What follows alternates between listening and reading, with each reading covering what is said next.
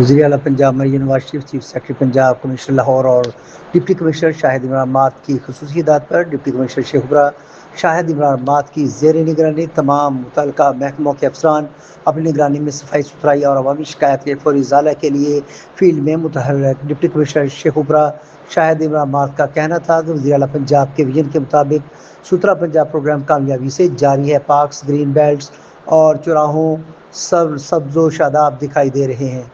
Municipal committees کا عملہ sewerage لائنوں کی صفائی اور گٹروں کو ڈھکن لگانے کا کام باقاعدگی سے جاری رکھے ہوئے ہے۔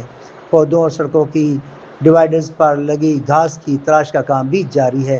شہر کو صاف ستھرا دلکش بنانے کے لیے تمام افسران کو فیلڈ میں الرٹ رہ کر اپنی صلاحیتوں کو بروئے کار لاتے ہوئے ڈیوٹی کے فرائض انجام دینے کی ہدایات جاری کی گئی ہیں۔